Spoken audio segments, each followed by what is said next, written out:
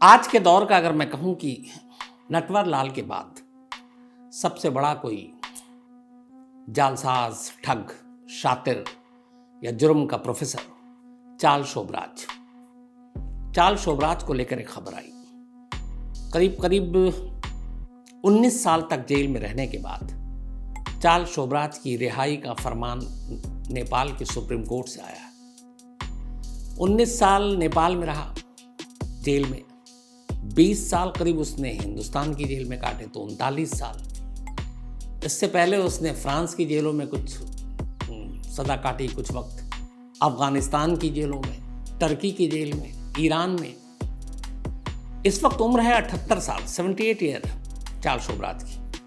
और अगर सारी चीज़ें अगर हम जोड़कर देखें तो करीब 78 में उसने 45 साल के आसपास 44 टू 45 ईयर्स जेल में काटे होंगे। यानी कि 30-38 साल ही उसने आज़ाद जिंदगी जी। 1972 से 1982 के दौरान चार्ल्स शोबराज ने अपने करियर में सबसे ज़्यादा जुर्म किए। जैसा मैंने बताया, 78 साल की उम्र में आधे से ज़्यादा उम्र तो उसने जेल में काटे थे। तो 72 से लेकर 82 के दौरान में उसने बहुत सारे देशों में, भारत में, अफगानिस्तान में, टर्की में, ईरान में, नेपाल में बहुत सारे क्राइम किए। और कहते हैं कि 20 से ज़्यादा उसने कत्ल किए थे। उसके काम करने का तरीका ये था कि वो ख़ासतौर पर टूरिस्ट को किसी भी सॉफ्ट ड्रिंक, कोल्ड ड्रिंक या हार्ड ड्रिंक में बेहोशी की दवा मिलाकर दे देता था, और वो एक तरह से जहर, और उसमें वो मर जाते थे या फिर वो उनका गला घोट देता था। चार्ल्स शोबराज वैसे तो फ्रेंच सिटीज़न है, लेकिन असल में उसका ताल्लुक फ्रांस से नहीं था। चार्ल्स शोबराज के पिता भारतीय थे और माँ वियतनाम से थी। दोनों मिले, उसके बाद चार्ल्स शोबराज पैदा हुआ। हालांकि कहते हैं कि उन दोनों ने कभी शादी नहीं की। बाद में चार्ल्स शोबराज का पिता उसे छोड़कर चला आया, और अपनी उस चार्ल्स शोबराज की माँ को भी। इत्तेफाक से उस वक्त वियतनाम पर फ्रांस का कब्जा था, और बाद में फिर चार्ल्स शोबराज की माँ ने एक फ्रेंच आर्मी से का जो मैं अफसर था उससे शादी कर ली। तो वह पेरिस पहुंच गया, लेकिन जो फ्रेंच उसका दूसरा बाप, उसने कभी चार्ल्स शोबराज को अपनाया नहीं, और चार्ल्स शोबराज भी उसके करीब गया नहीं, और इसीलिए उसका बचपन पारिवारिक तौर पर थोड़ा सा टूटा और बिखरा हुआ था। बाद में वो छोटे मोटे जुर्म करने लगा, पकड़ा भी गया, जेल गया, जेल से बाहर आया। फिर उसके बाद उसने एशिया का रुख किया। वो अफगानिस्तान और ईरान और ये सारी चीज़ें होते हुए भारत पहुंचा। बोलने में माहिर था, शातिर था। भारत में उसने आके एक बाकायदा फ्रेंच ग्रुप भी ज्वाइन किया। फिर यहाँ उसने महंगी महंगी गाड़ियाँ और ये लोगों को बेचना शुरू किया चोरी करके। पहला उसका काम यही था कि वो पाकिस्तान, अफगानिस्तान, ईरान, इन जगहों से महंगी गाड़ियाँ चुराता और उन्हें इधर उधर बेचता, कहीं इंडिया में बेचता। फिर उसने यहीं इंडिया में एक शादी की।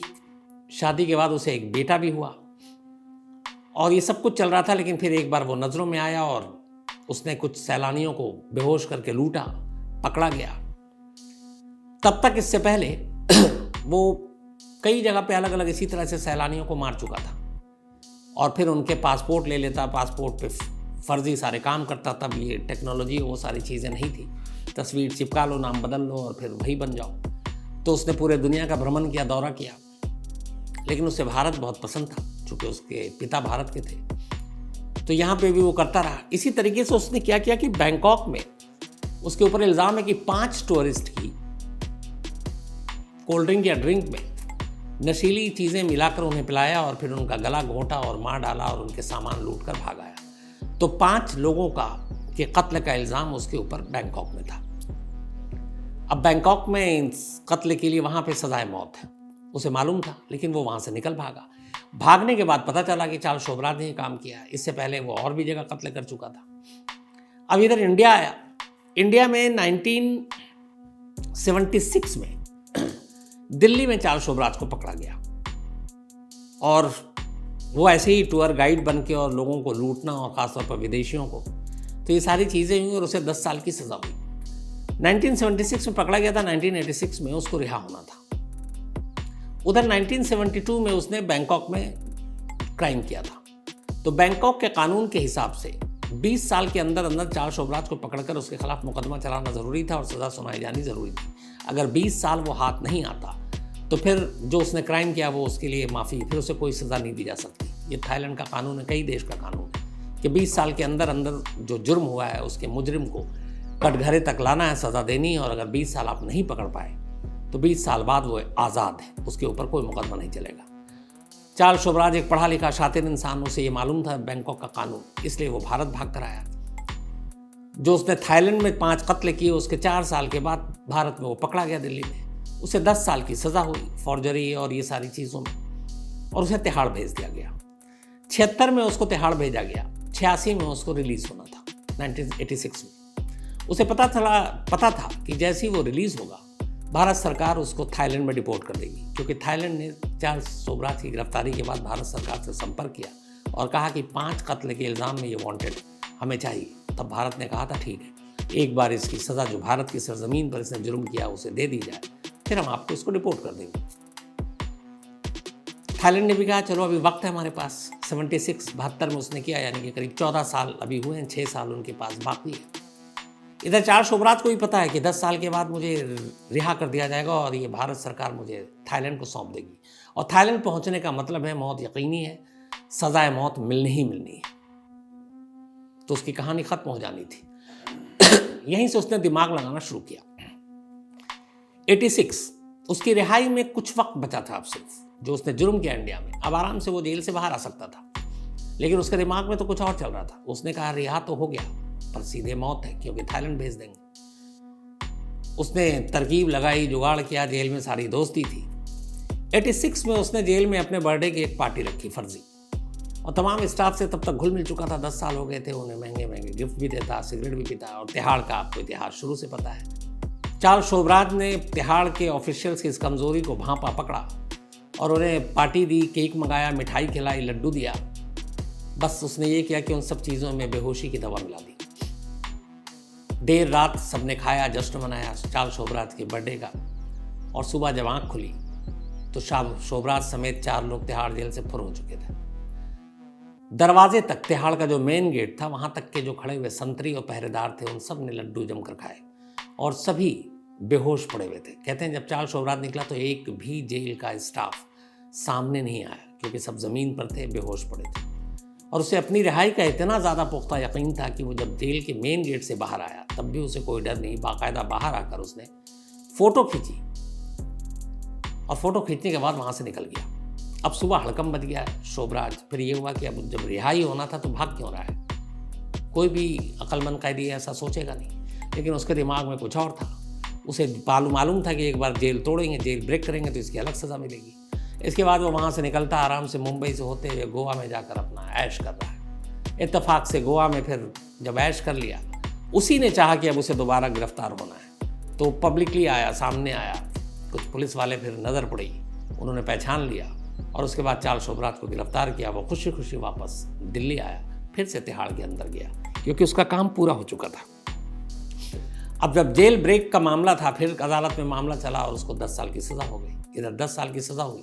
इस सज़ा से शोबराज खुश, उधर थाई पुलिस गम में, अफसोस में, क्योंकि जो कैदी अब अगले साल भर के अंदर उनके पास होना था और जिसे उनको सज़ाए मौत देनी थी, शायद वहाँ गोली मार के, वो वापस जेल पहुँच गया और अब फिर से 10 साल की सज़ा हो गई। तो 10 दूनी 20। अब 86 में उसको पकड़ा गया, फरारी के कुछ ही दिन बाद। 10 साल का मतलब है 96। और 92 में थाईलैंड में उसके 20 साल की मियाद ख़त्म हो रही थी। यानी 92 के बाद चार्ल्स शोबराज थाईलैंड खुद भी जाए तो उसको वहाँ की पुलिस नहीं पकड़ सकती थी, वहाँ के कानून के हिसाब से। तो 5 कत्ल यानी 5 खून माफ थे 92 के बाद। अब चार्ल्स शोबराज वापस जेल में। इस बार उसने भागने की कोशिश नहीं की, क्योंकि उसका काम हो गया, और आखिरकार 96 में चार्ल्स शोबराज 10 साल की सज़ा पूरी करता है। इस बार कहीं भागने की कोशिश नहीं करता, और 96 में वो रिहा हो जाता है। भारत सरकार उसकी रिहाई के बाद अब क्या करे? चूँकि वो फ्रेंच सिटीज़न था, इसलिए उसको वापस फ्रांस डिपोर्ट कर दिया जाता है। भारत में अब चार्ल्स शोबराज की कहानी खत्म। 96 गुजर गया, 7 साल बीत जाते हैं। 7 साल तक चार्ल्स शोबराज की कोई चर्चा नहीं, कोई खबर नहीं। उसके ऊपर किताबें लिखी जाती हैं, कॉपीराइट, बहुत पैसे कमाता है। 7 साल की खामोशी के बाद अचानक 1 सितंबर 2003, 1 सितंबर 2003 को काठमांडू के एक कैसीनो में चार्ल्स शोबराज बैठकर जुआ खेल रहा है दोस्तों के साथ। इत्तेफाक से एक जर्नलिस्ट की नज़र पड़ती है। वो चार्ल्स शोभराज को पहचानता था, उसने बहुत सारे उसके बारे में कहानियाँ पढ़ी थी, अखबारों में खबरें पढ़ी थी। वो उसकी तस्वीर खींचता और अपने अखबार में तस्वीर छाप देता है। जैसे ही वो छापता है, काठमांडू में हंगामा मच जाता है, इसलिए कि चार्ल्स शोभराज पर 1975 में नेपाल में एक कैनेडियन और एक अमेरिकन 2 टूरिस्ट के कत्ल का इल्ज़ाम था और फेक पासपोर्ट पर नेपाल ट्रैवल करने का भी इल्ज़ाम था। अब यहाँ ये कि खबर छप गई कि काठमांडू में 2 लोगों के कत्ल का मुलजिम खुलेआम घूम रहा कैसीनो में है। पुलिस की भत पिटी, पुलिस हरकत में आई और आखिरकार अगले दिन चार्ल्स शोभराज को गिरफ्तार कर लिया गया और वो बहुत ही इत्मीनान और आराम से उसने अपने आप की गिरफ्तारी दे दी। अदालत में उसके खिलाफ मुकदमा चला 2 कत्ल का और फॉर्जरी का। उसी सिलसिले में तब मैं सितंबर 2003 में पहुंचा था काठमांडू, जहां उससे कोर्ट में लगातार मुलाकात होती थी। तो उसके बाद उसने तमाम इल्ज़ामों से इनकार किया, बोला मैंने कोई कत्ल नहीं किया, जबकि ये था कि टूरिस्ट का कत्ल उसने उसी तरीके से किया था जैसे वो अब तक करता आया था। मुकदमा चलता रहा। 2004 में आखिरकार नेपाल की अदालत ने, सुप्रीम कोर्ट ने चार्ल्स शोभराज को 2 विदेशी सैलानियों के कत्ल के इल्ज़ाम के लिए 20 साल उम्र कैद, तब 20 साल की ही थी वहाँ पे, तो उम्र कैद की सज़ा सुनाई जो 20 साल की थी, यानी 2023 में वो सज़ा ख़त्म होनी थी। हालांकि चार्ल्स शोभराज ने इसको लेकर हमेशा मना किया कि वो बेकसूर है। इसी दौरान में जो उसके वकील थे, उनमें से एक वकील की बेटी, एक विश्वास, 20 साल की निकिता विश्वास, वो जेल में और कोर्ट में मिलने मिलाने के दौरान दोनों में प्यार हो गया, जबकि उस वक्त निकिता की उम्र थी 20 साल, चार्ल्स शोभराज की उस वक्त उम्र थी शायद 54 या 64 साल। फिर दोनों एक दिन हैरत अंगेज तौर पर शादी भी कर लेते हैं। फिर ये भी कहा गया था कि शादी इसलिए चार्ल्स शोभराज ने किया ताकि काठमांडू में उसको रियायत मिल जाए, अदालत से जल्द छूट जाए, क्योंकि एक नेपाली सिटीजन के साथ शादी की है, लेकिन ऐसा हुआ नहीं और बाद में ये मोहब्बत बहुत आगे गाड़ी इसकी बढ़ी नहीं। फिर दोनों अलग हुए और निकिता विश्वास ने फिर किसी और से शादी कर ली। शोभराज फिर से अकेला हो गया और वो इसी तरह जेल में रहा। जेल में रहने के बाद फिर करीब 19 साल बीत गए। उसने 2022 में ही अर्जी लगाई कि अब 78 साल की उसकी उम्र हो गई है। बीच में 5 साल पहले उसका दिल का ऑपरेशन हुआ, उसके दांत में भी प्रॉब्लम है। उसने कहा 20 साल की सज़ा अगले साल ख़त्म हो जाएगी, तो उसकी 78 साल की उम्र और उसकी सेहत को देखते हुए उसको रिहा किया जाए। सुप्रीम कोर्ट ने भी उसके हेल्थ ग्राउंड और उसकी एज को देखते हुए आखिरकार ये फैसला दिया और कहा कि अब इसको रिहा कर दिया जाए, इससे ज़्यादा इसको अब जेल में रखने की ज़रूरत नहीं है। तो आज कहानी में इतना ही। अब आपसे मुलाकात होगी कल रात 9 बजे किसी नई कहानी के साथ। तब तक अपना ख्याल रखिएगा। Thank you very much.